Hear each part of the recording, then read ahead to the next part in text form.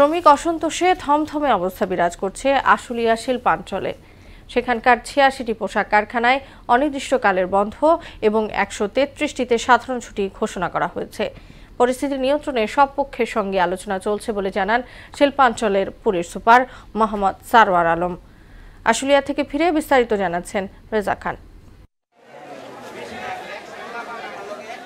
নানা দাবি দাওয়া কেন্দ্র করে প্রায় ২ সপ্তাহ শ্রমিক বিক্ষোভ চলছে গাজীপুর, সাভার, আশুলিয়ার পোশাক কারখানাগুলোতে। এতে কারখানা ভাঙচুর, অগ্নিসংযোগ ও পুলিশের সঙ্গে সংঘর্ষের ঘটনা ঘটেছে।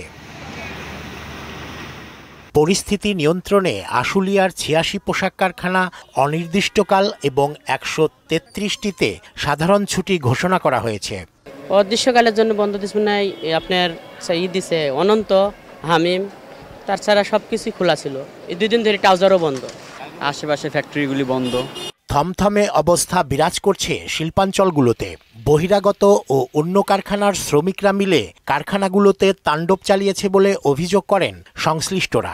আমাদের ফ্যাক্টরিতে কাজ চলতেছিল, আমাদের ফ্যাক্টরিতে কেন কাজ হচ্ছে তারা ভাঙচুর করে আমাদের ফ্যাক্টরির লোকগুলো বের করে দিয়েছে। আবার কিছু বহিরাগত মানুষের খুব ঠোক থাকতে পারে। আগে ছিল তোমার ৭০০ টাকা, এখন বাড়াইয়া করছে ৯২৫ টাকা। আগে হাজিরা বোনাস দেওয়া হচ্ছিল ৫০০ টাকা, হেল্পারের দেওয়া হচ্ছিল ৪০০ টাকা। এখন সরকার থেকে নির্ধারিত করা হচ্ছে যে অপারেটরের হচ্ছে ৭৫০ টাকা, হেল্পারের ৫০০ টাকা।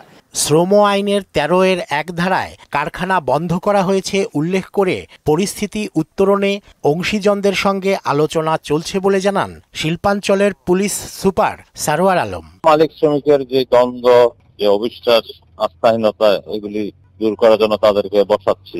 যৌথ বাহিনী, সেনাবাহিনী, বিজিবি, পুলিশ সবাই মিলে দিনরাত পরিশ্রম করে যাচ্ছে। যৌক্তিক দাবি মেনে নিয়ে দ্রুত কারখানা খুলে দিয়ে পরিস্থিতি স্বাভাবিক করার দাবি জানিয়েছেন শ্রমিকরা। রেজা খান, মোহনা সংবাদ, ঢাকা।